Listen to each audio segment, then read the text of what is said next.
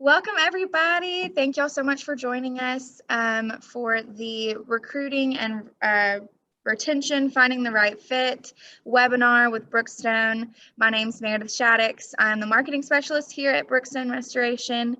For those of you who don't know, Brookstone is a full-service restoration company located here in Birmingham, Alabama. We're having some crazy weather right now, tornadoes and some tornadoes in the area with Hurricane Ida. So hopefully that will pass our state by. But if we're actually a part of a national company called RA, and we have 23 members with RA. We can reach the entire country. So if you're not located in Alabama yourself, we can cover almost every state if you just reach out to us, and we can get you covered. But today I want to introduce our host for this webinar. Lexi Edwards is here with us. She is a clinical professor of marketing and director of the University of Alabama Sales Program. Lexi has been a professor and director of the sales program for 6 years. And the University of Alabama Sales Program is the largest minor in Culverhouse College of Business and one of the nation's largest centers for sales education. This is such an honor to have her here with us today. We're so excited to hear what she has to say, and we know that it's great information. Like I was telling Lexi earlier, we know a lot of companies struggle with retention and keeping employees around. So we're just very excited to hear what she has to say. And for those of you who don't know, this will be recorded and will be uploaded to our YouTube later if you want to go back and hear some of the things that Lexi has to say about this, share with your friends. And then, of course, you can always reach out to me or Lexi if you have any questions. But without further ado, I'll hand it over to Lexi. Thank you so much, Meredith. Good afternoon. I'm excited and grateful to be here with everybody. I appreciate Meredith and all of her team's effort in getting this webinar coordinated, organized, scheduled, rescheduled, and now it's finally happening. So it's an honor to be here. I'm so excited to talk about the topic of recruiting and finding the right fit for your organization. And so I think I have a fun, fast-paced presentation that I'll walk everybody through on the topic of recruiting. And then, of course, if there's any questions, I'll take them, or Meredith has my email address, and I am more than happy to take questions after you've thought about it, digested the information, or what have you. But before we jump into slides, I just wanted to do a few introductory things. I want to introduce a little bit further about myself so you understand the foundation and the context that I'm working from on this topic. And then I'm going to introduce the topic, set the stage a little bit before I go into the slides that I prepared for the group. So Meredith mentioned I do work at the University of Alabama. I am a professor, so I teach to students Monday, Wednesday, Friday, pretty much the whole day. I am in front of a classroom of sales undergraduate students. But then I also get to work with over 60 corporate sponsors each year who are sponsors of the sales program at the University of Alabama. Why do I bring that up? Well, first, I get to talk to students, right? And students are often the talent pool that some organizations, maybe some of you on this webinar, want to pull from. Some of you might be looking for a hire fresh out of college. So I'm often talking to that group of students about what they look for, what their strengths and weaknesses are, why they think they might be a good fit for a company. But then on the other side, I also get to work with these corporate sponsors, and they sponsor our sales program so that they get access basically to my students to hire them. So I'm constantly working with these 60 plus corporate sponsors and talking to them about, well, what are you looking for? What kind of candidate is the right fit? We're a sales program, so I've got sales students. Do you need a sales student? I have to make sure if they're working with me, to some extent, they are looking for a college student with a sales background. That's part of what they look for. And if they're not looking for that, I usually direct them elsewhere. But that being said, I get to hear from the student, the person looking for a job, searching for a job, and then the employer who is searching for that new hire. So I'm passionate about this topic and I love talking about it because I get to talk with over 1,000 students and 60 plus corporate sponsors each year to help the two parties find a fit. Because a student is looking, or not a student, a new hire, a candidate is looking for a company that fits them. And the company, maybe some of you on this webinar with hiring responsibilities, you are looking for the candidate that fits with you. So both parties are searching for a fit. And so the title of my session today is Finding the Right Fit for that reason. It's all about fit. And oftentimes companies I work with, who I love dearly and have great relationships with, they treat recruiting as an art. They treat it as something just fun, a little ambiguous. They like to interview because it takes them away from their sometimes harder day-to-day tasks. They want to ask the hard questions or trip the candidate up. And so they kind of take an artful approach to recruiting. And so I'm here, but the purpose of my few minutes is to tell you that recruiting is not an art, it's a science. It's very scientific. I have a 10-step process to help you identify and find the right fit for your organization, your open positions, your division, your department, your team, whatever it is. It's a scientific approach. Because if you take it scientifically rather than as an art, you're going to be more likely to find the right person. And if you have the right person in the right spot, they're more likely to be happy and stay in your organization. And so I know a piece of my description of today talked about retention, and I'm here to tell you, you have to know what you're looking for and work really hard up front in the recruiting process so that you have the right person. And then that right person is more likely going to stay at your organization, grow and develop. So that's my introductory context. That's where I'm coming from. And that's kind of the foundation of today's session. So before I jump into slides, I did want to say, feel free to chat questions in. I think I actually just saw one come in, or, hold a question until the end. I'll make sure I have time at the end to answer any and all questions. So that being said, I will go into my slides here and begin with our fitness test. So I have a 10-question fitness test that's going to help you take that more scientific approach to recruiting. Each question has the objective of helping you identify and find the right type of candidate for your role. I'm going to speak to this fitness test in a general sense and give applicable examples as it makes sense. But I would encourage you to take it in and then obviously apply it to your organization, your team, department, division, so that it works for you. So my first question, that has to be the first question, is your fit defined? Question number one, it has to be the first question. You cannot answer any of the other 9 questions until you answer this question. Is your fit defined? So on each slide, I am going to read the slide to you just a little bit and then pick out a few things to emphasize. So is your fit defined? It's asking you, does your fit feature capabilities and characteristics required for success in the position? The fit that you're looking for features capabilities and characteristics required for success in the position. So I'm gonna touch on capabilities and characteristics, those 2 words in the middle. And quite frankly, I will spend the most time on this question, on question number 1, because it's the most important. But I also tell you that so that you don't panic as I take a minute or several minutes on question 1. So capabilities and characteristics required for success in the position.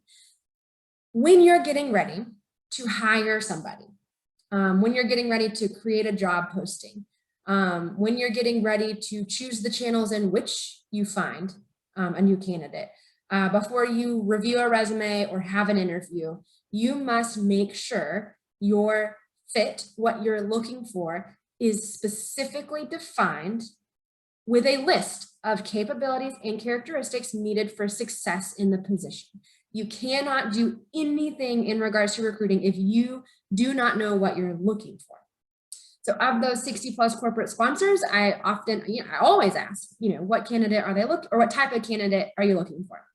And I will tell you, the companies that have the best recruiting success are the ones that can list off specific capabilities and characteristics they look for. So let's start with capabilities, okay?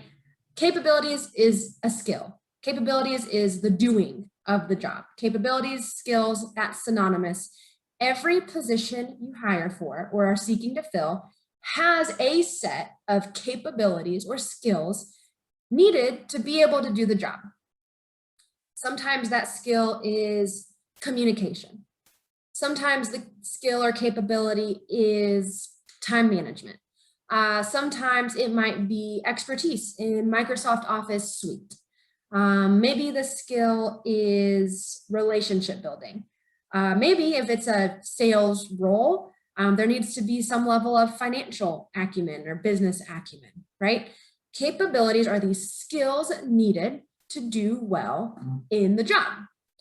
You need to know this so that you know what you're looking for in the candidate's resume, interview, and background.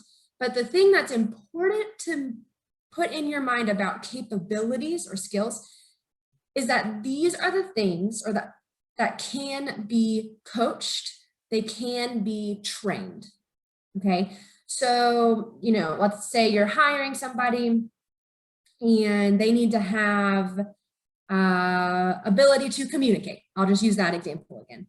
And maybe in the interview, they're not perfect, right? They have flashes of good, and there's moments where they do a really nice job clearly communicating, but communication is a really important skill.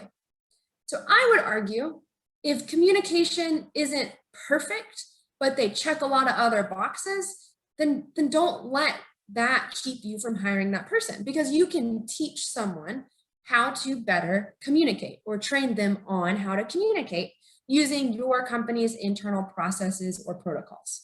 So when you're looking at a position, you first must know exactly what capabilities or skills are required for success in the position, okay? For success. So the most important capabilities and skills. Don't list every skill needed, okay? List them in order of priority. Most important skills or capabilities down the priority list, because we're going to end up paring down our list a little bit so that we have only the most important capabilities in mind when we're looking at a candidate. Okay, so that's capabilities. Second word that I want to touch on, characteristics. Somebody's personality traits, okay? Characteristics are the intangible things or items that you look for in a candidate.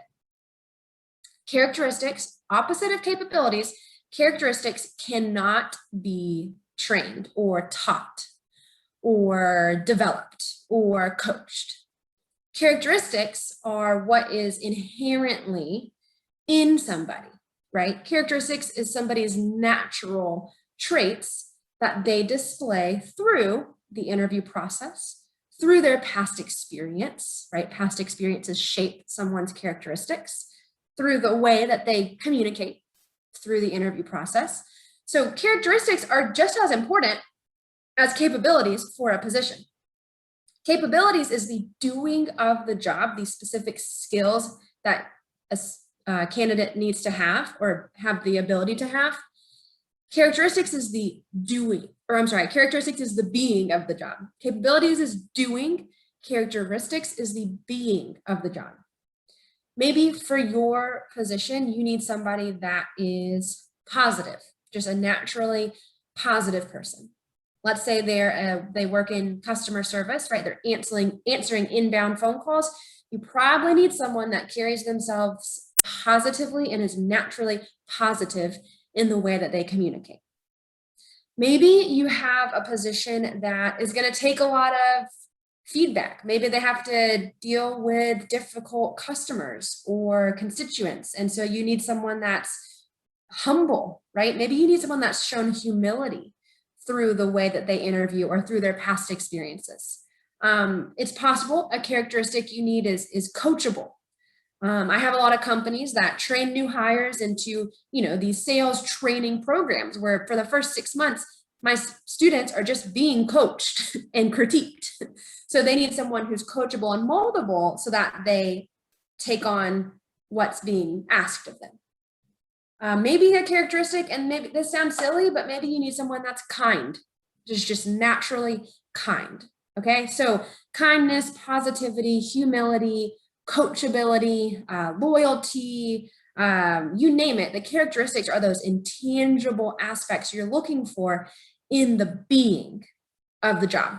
So question 1, I told you I would take the longest on it, and I'm still not even done. Is your fit defined? Do you have a list of the capabilities and characteristics needed for success in the position? So last word I want to look at is for success, okay? If you're listening to this, you might have already jotted some skills and characteristics needed. You might have already wrote those down for the position or team members you're looking to fill. And that list might be getting pretty long, right? It can turn into a laundry list if you go through every single little thing you want that person to do or be. So I think you should do it. Make the laundry list, make it super long. But before you start searching for a candidate or posting a job description, you got to ask yourself, okay, of this big long list, what is needed for success? Okay. Yes, the person needs to be able to do and be all those things at some point, eventually, hopefully, right? But whether you think it's true or not, they don't have to do or be all of those things to be successful. There are likely a few skills or capabilities and a few characteristics that are needed for success. That, like, if the candidate does not have those capabilities or those characteristics, they will not be successful. It will keep them from being successful. So as you're defining your fit and landing on that set list of capabilities and characteristics, I would keep it as short as 4 to 7 things, okay? 4 to 7 mixture of capabilities and characteristics. Can't be all capability, right? Because what do you want? That might as well hire a robot. And it can't be all characteristics either, because you're going to need that person to do something at some point, right? So mixture of capabilities and characteristics, I would target 4 to 7. And that's, that's an eyeball. That's just based on experience. I think if you have less than 4 things you're looking for, you're not looking, it's not defined enough. You're not going to find the right candidate. They need more than those things. I think when you get bigger than 7 capabilities and/or characteristics, then next thing you know, you're looking for Superman and you're never going to find that candidate. Okay, is your fit defined? That's question 1. Like I said, it's my longest one, so we're going to keep moving. Question number 2, is your fit refined? Okay, so you have to define it first, right? But then, is your fit refined? Underneath it says the fit has been modernized to accommodate changes in equipment and environment. Okay, this slide, this question, this is basically asking you, have you looked, you defined your fit, right? And it's been working and we're doing good, but have you gone back, has it been 5 years since you've really thought about what capabilities and characteristics are needed for a certain position? Has that position changed since the last time you hired someone for that position, right? There's going to be new equipment, upgraded equipment, changes in technology. The environment has changed. I mean, talk about this past year. Y'all might be hiring for some positions that don't work in the office anymore. Maybe they're work from home positions or they're hybrid, right? So the environment has changed. And so if the equipment, the environment, the needs of that role has changed, then you can't be walking around looking for the same fit, the same capabilities and characteristics you used to hire the predecessor in that role. So is your fit refined is simply asking you as someone with hiring responsibilities to constantly be checking your fit, okay? Constantly, anytime you're about to hire someone, Don't think, oh yeah, I'm looking for these 7 things. Okay, yes, these are the 7 things I used to evaluate the candidates last time. So do these still work based on the changes of the equipment and environment? Sometimes maybe your fit has to change because you thought it was the right fit, but then you hired someone that had those capabilities and characteristics, and turns out maybe that isn't what we needed for success in that role, right? If you're hiring for someone for the first time, you probably aren't going to define that fit perfectly the first time, and that's okay. We just got to keep coming back and refining it and refining it and refining it. And that process, quite frankly, never stops. There will be some capabilities and characteristics that stay with you the whole time. Some things may never change, so to speak, but you can't tell me in 2021 leading into 2022, there hasn't been equipment, technology, environment, team structure changes inside of these positions. So you define the fit, get it set, capabilities, characteristics, what do I need? Then constantly refine the fit. Question 3, is your fit that you defined and refined, is it flexible? The fit needs to be versatile enough to be adjusted for differing offerings and market conditions, okay? Not to keep using this past year as the example, but that continues to be the example. Market conditions have changed dramatically. The way we work has changed, the type of customers we serve. Some organizations were affected differently than other organizations in the past year. So are the people that are in the roles they're in, are those capabilities and skills flexible? Are they capabilities and characteristics that are able to adapt based on the everything changing, okay? Refining a fit and it being flexible is different. Refining a fit is kind of, okay, before we find the person, let's look back at our capabilities and characteristics and make sure we have what we need. It being flexible is different. It being flexible is making sure, okay, if we say communication has to be a capability of this candidate, this person, their ability to communicate, can that flex based on having to sell a different product or having to plan a different type of event? Does communication skills hold true if market conditions change, if our customer base increases dramatically? Will that flex to that? If our customer base decreases dramatically, is communication still going to be something that's helpful there, right? You just have to make sure the capabilities and the characteristics have some stretch, they have some breathing room.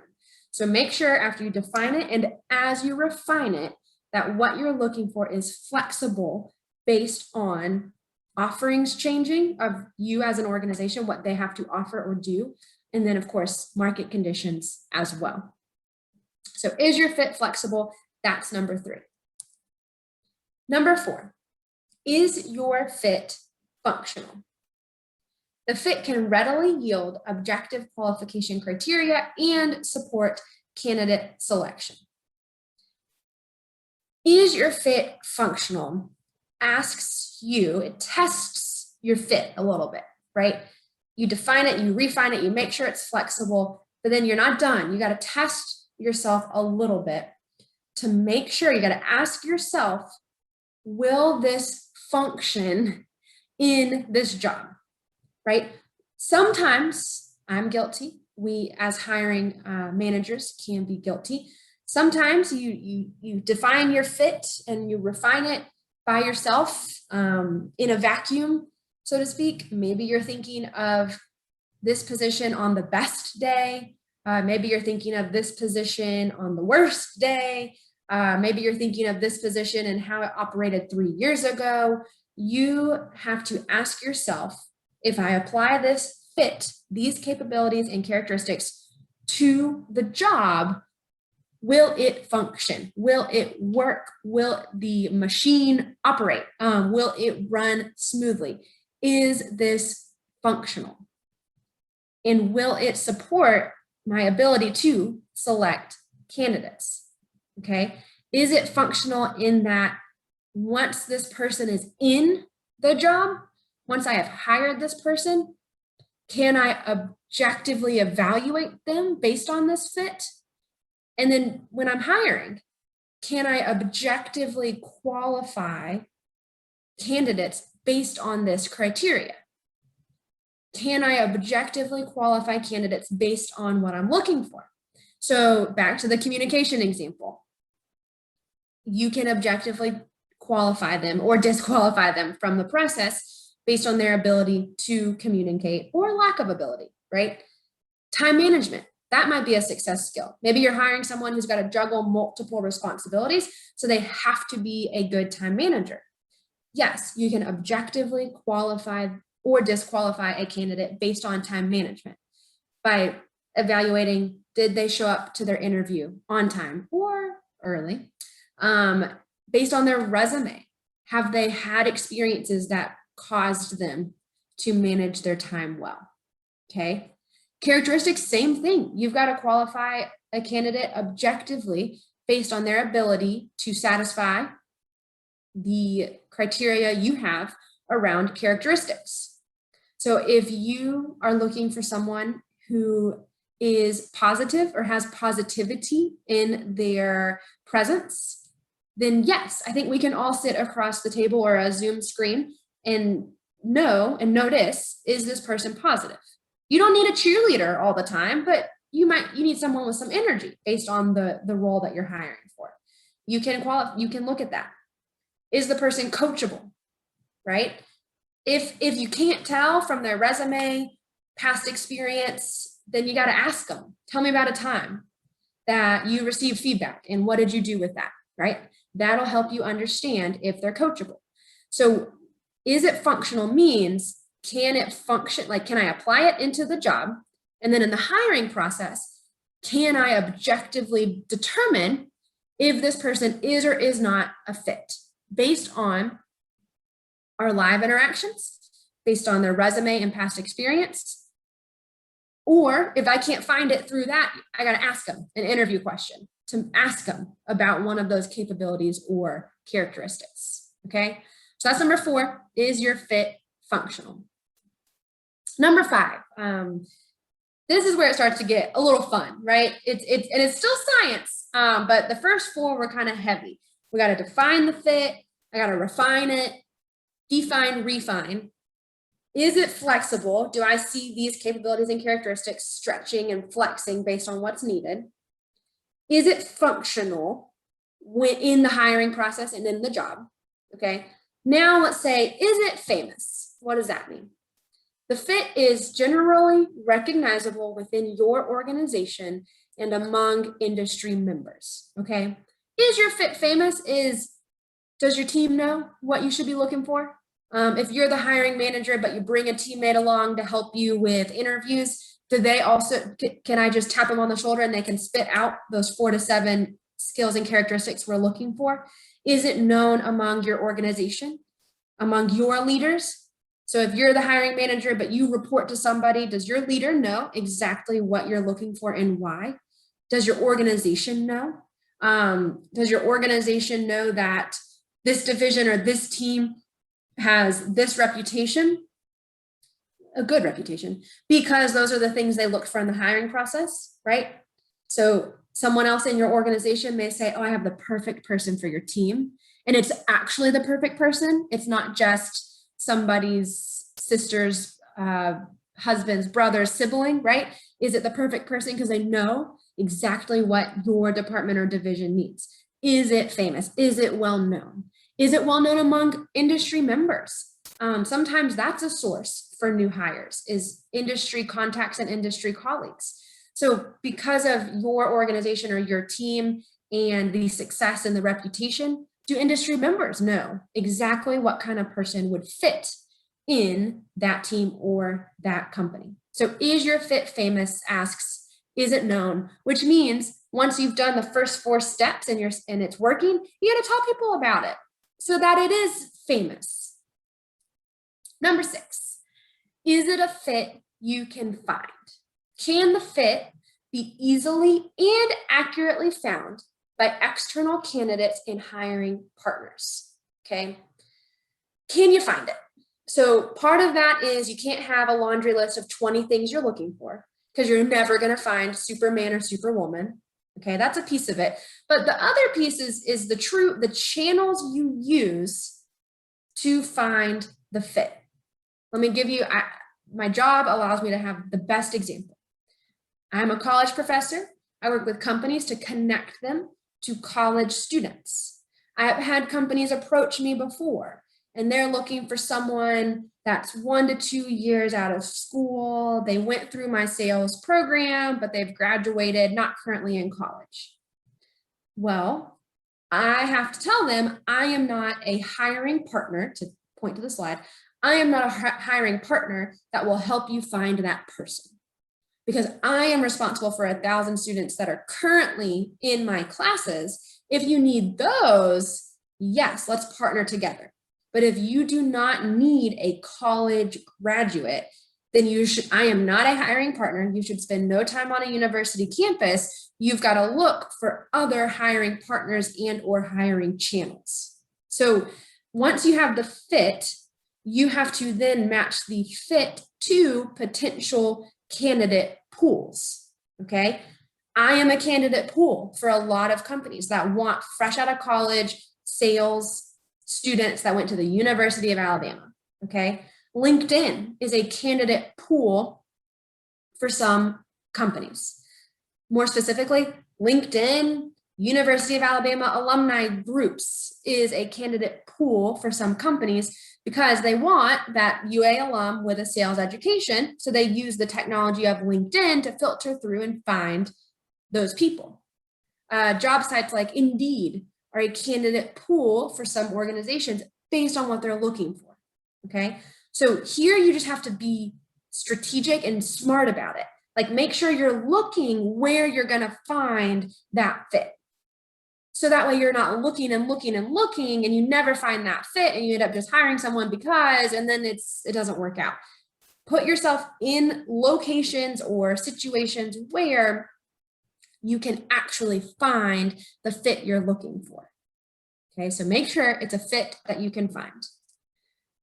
Question 7, is it a fit you can feel? The fit is personified by those working in the same role or with similar responsibilities.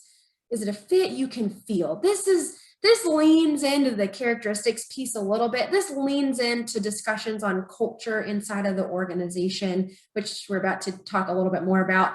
This leans into more intangible things that you can think about when you're looking to hire somebody. But having the fit defined, refined, making sure it's flexible, making sure it's functional. But then when you're sitting across from someone that currently works for you, that is the right fit and engaged and doing a really good job, can you feel it? Can you point to somebody in your office currently who is the fit? So that way, when you're interviewing candidates, you have a personified comparison. Now, I'm not saying that you have somebody named Jane and Jane is the fit. She is the best. She's awesome. I want another Jane. You're not going to get another Jane. Okay, so that's why you have the capabilities and characteristics to keep you from just saying, I want Jane. But it gives you an aspirational benchmark. When you work with Jane in your office now, you can feel it. The characteristics are there. She's constantly whatever characteristics that you're looking for. And her skills, her doing of the job is just so good, so efficient, and so effective. And I helped her with that. And she's really proficient now in these skills. I want a Jane. Okay, find the closest thing you can get to the next Jane using the fit list, the capabilities and characteristics written down that you have. Okay, is it a fit you can feel? That's 7. Question 8 and question 9 kind of go together. So I'll pair these up. But number 8 asks, is it fit for the fun? I alluded to this a little bit earlier, but question 8 asks, is it fit for the fun? The fit must include provision for the institutional personality, so the company's personality, the company or team culture, beyond the individual position. So fun is, will this person fit in our culture when we're having a good day, right? Every team has its own culture and environment and communication with each other, and fun, true fun, right? So when I look at those capabilities and characteristics I listed, will that person who has those capabilities and characteristics enjoy our culture and our fun that we have inside the team or department and or company, right? It goes beyond the individual position, okay? It's paired with question 9, or balanced, I should say. Is it fit for the fight? The fit must properly account for the challenges of the position and surrounding conditions, okay? So fun is fun. Is it fit for the fun? Do they have what they need to mesh and do well and collaborate with us on a good day when everything's going and we're all working hard towards the same mission? But man, are these skills and characteristics, are they going to carry over when days get tough? You know, I teach sales, so a lot of my examples are sales, but sales jobs are hard. You're going to have days where it's fun and every customer is saying yes to you and you're crushing the leaderboard. And then you're going to have days where literally every customer says no or doesn't answer you. So do I have capabilities and characteristics that account for both, right? If I've got positive as one of my characteristics, do I have something else in there that's going to help that really positive, optimistic person when there's a little bit of a fight? Do I have some maybe resiliency that I'm looking for, right? So now, next thing you know, I'm changing my fit a little bit. I'm refining it already.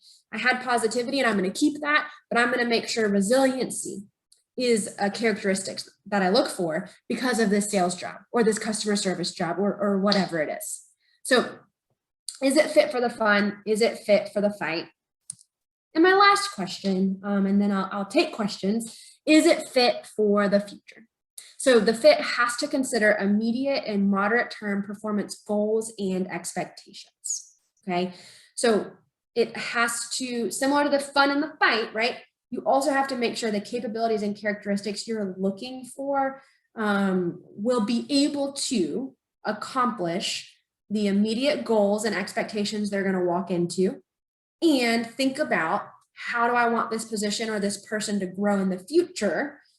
Because those goals could and should change and grow as they're spend time in the position. How do I want things to change going forward? And do these capabilities and characteristics help me get there? Okay, so the last question is it fit for the future? The short summary sentence of that is, are you considering the long-term ramifications of this position and a person in this position? I would argue if you follow questions 1 through 9 as you're defining and refining your fit, chances are yes. If you do 1 through 9, by the time you get to number 10 and you're looking long-term and thinking about the future, chances are you have built something that will satisfy that, but you can't publish your fit. You can't tell the world about your capabilities and characteristics until this is your stamp. This is the final step. Is it fit for the future? So that is my 10 question fitness test. Hopefully that was helpful guidelines and guidance on how to identify and eventually find a fit. And again, the hope is that if you do those 10 questions really well and you really think about it and spend time with it, the candidate you hire will stay in that job longer because it's the right person, because they have the capabilities and characteristics for success. And we all know if we're successful in our positions, we're going to be happier. We're going to be more engaged. We're going to want to work harder and develop. So you have to essentially set that person up for success. So I have I've done my, I took up all the time speaking. And so I did get 2 questions in on the chat.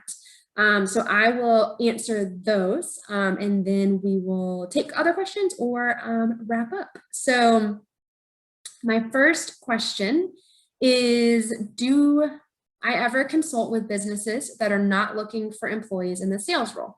Curious if our business could reach out to you for help. Yes, the answer is yes.